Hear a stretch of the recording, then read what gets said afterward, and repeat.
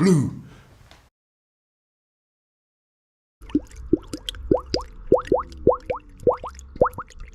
Alrighty YouTube, we are back and I've been gone a little while. Well, been busy. For today, what have I got for you? Well, we're going to be doing a coolant change on the FN2. I haven't changed the coolant in the car since I've had it. I believe that's just over 2 and a bit years. So yeah, 2 and a bit years, haven't changed the coolant, which normally wouldn't be a problem, but of course, as you guys know, I like to take it to track, so it is going to need some fresh coolant. Right, cool, I will catch you guys in the garage and we will get on with that coolant flush. Alright then guys, so here in the garage now, I'm just going to crack on with this bleeding process. So yeah, what am I going to do? So just going to basically take this off, and then we're going to come underneath the car. So we're going to take this and do this little tap. Capture all the fluid when it comes out, and we'll have a look at it, see what the condition is, and then I'm going to put in the flush and the deionized water. So that's next. Quick overview of the fluids we're going to be using today. So we've just got deionized water, which is, it says battery top-up water, but you can use it in cooling systems. It does also say that, so it's perfectly safe. We've got some speed flush, so I'm going to use maybe 1 or 2 of these. I've got 2. And then we've got the Type 2 Honda coolant, which is the recommended coolant for these vehicles. If you're unsure about which one to use, I generally use Cox Motorsport. If you go on there, they've got a fluids and oils page for every Honda, and it tells you the capacity is 4.4 litres in the FN2, and that's a 5 litre drum, so that should be enough for one coolant change. And it's blue, in case you're wondering, which is the same as what's just come out of my car, so that's good news. We obviously when I'm doing this, it's going to be cold, so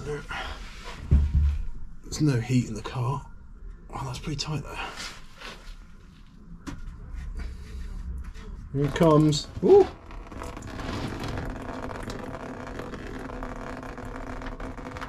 We can hear the fluids draining out. And next, just going to open this, and that's going to allow the fluid to fly out. There you go. Oh shit. So, instead of just chucking in a load of coolant right after I've done this, I'm going to try and flush it through a little bit. So I bought some of this Holt stuff. I don't know if it's any good, but apparently, yeah, just chuck this in. And I think you're supposed to leave it, like run your car for 10 minutes or something like that. What's it say?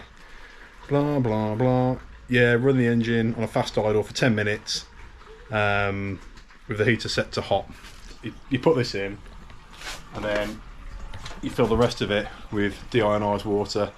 So main reason for not using tap water is obviously it's got loads of minerals in it which corrodes the insides of your car's cooling system, so you don't want any of that. If we put in normal tap water in there, you have to put something in there that's been distilled or demineralized. That's really important for kind of aluminium components within the cooling system. The capacity of the cooling system is 4.4 litres, so I've got a 5 litre top up there of water, deionized water, and I'm just going to add that to that Holt stuff. Probably, as you can hear, maybe even see, that coolant's still draining out. It's going to take a little while, so whilst that's doing that, I'm going to go and do something else. Right, it's been about 20 minutes, so let's have a quick goosey ganders at what has come out of the coolant system. Definitely some crap in it, I think. Black spots in there, probably a bit. You can see they're picking it up very well. So yeah, but what I want to do is just make sure, I just want to make sure that the amount that's come out is correct.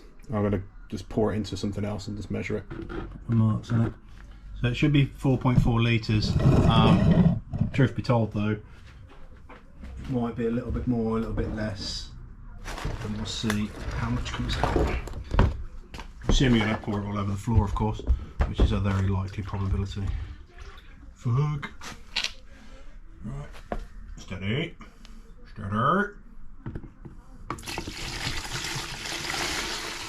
Place your bets now. How much fluid came out of the car?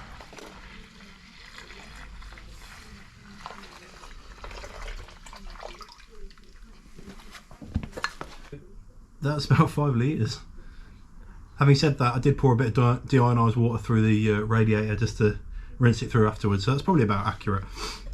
And in terms of what came out of it, well, there's a few little bits in here, like nothing major. So actually, I'm pretty pleased with that cooling system. And I don't think it's going to need like 2 flushes. I think it's just going to need 1 flush. In fact, it probably doesn't even need one at all. So maybe save your money and don't bother getting the flush. But I didn't know what was going to come out, so I got it just in case. Right then, so next thing to do is to fill it up with the radiator flush and the deionized water. But before I do that, just got to stick this in, make sure it doesn't go all over the floor. So I'll do that. Gluggy gluggy.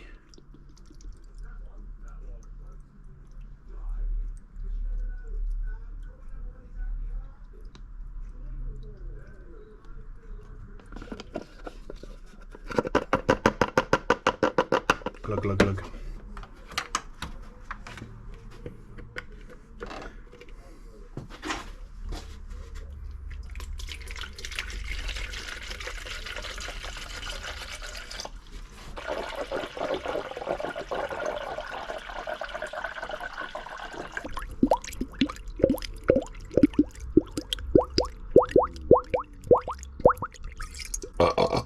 Yeah, I'm just gonna turn the car on now, leave it for 10 minutes, get out the garage. Obviously don't want to kill myself with fumes, and yeah, that should be the next part of the process. We'll start the car and let it glug away.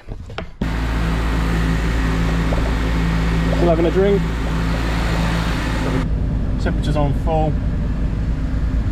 Temperature gauge is at the bottom at the moment, so that's all good. So we're going to leave this for 10 minutes while the cleaner does its thing. Drink, my little, drink it all. Woo! Coffee, innit?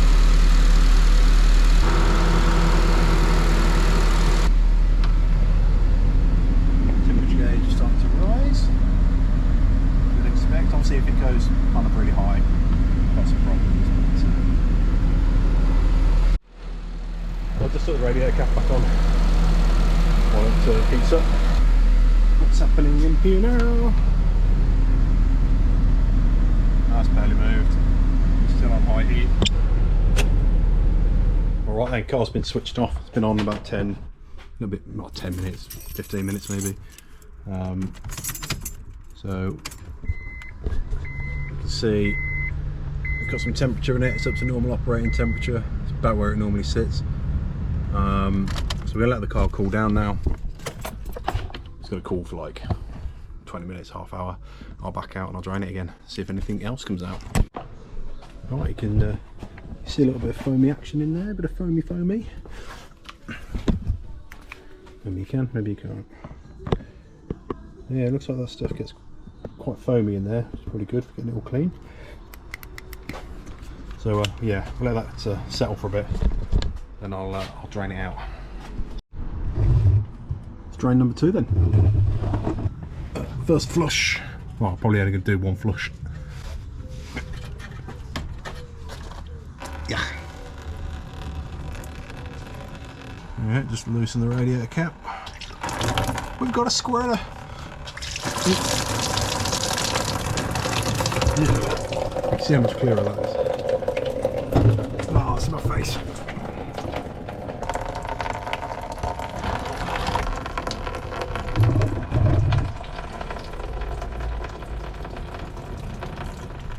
Yeah, it probably goes without saying as well, don't be a dickhead. Make sure you kind of like get rid of your old fluid responsibly. So yeah, just stick it in one of these. If you've got one spare, then take it as a tip. Right, and that's the second one drained out. There's a few little bits in there that you can see. So it's fetched out a few more little bits, but like nothing major. You can see it's a bit less blue, so obviously it's pulled some more of the coolant through. So yeah, now all I need to do is fill this up with the coolant. What colour is the coolant, Boris? Blue.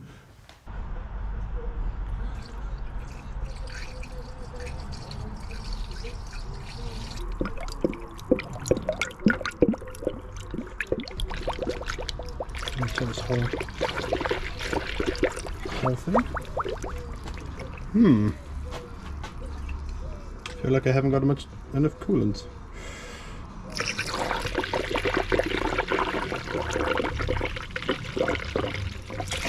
I was under the impression that one of these should be enough, so...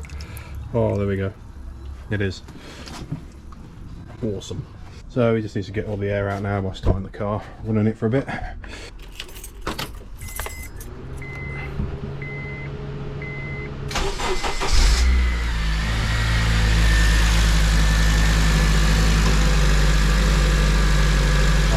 Just let that burp itself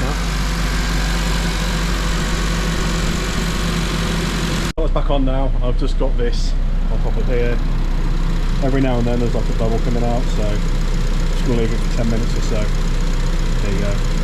But once that stops, we'll know it's fully full. I do like these buckets.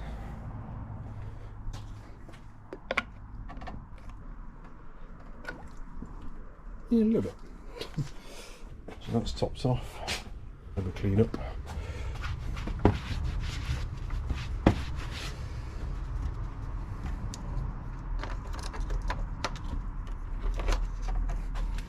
There you have it, guys. That's how you do a coolant change. In case you didn't know. Sweet. So I just noticed I'm over 400 subscribers, and that is pretty awesome. I want to thank each and every one of you for watching the videos. Hopefully they help. Hopefully they're somewhat entertaining. Don't know. You know, I'll try my best. So anyway, for today. Beautiful new blue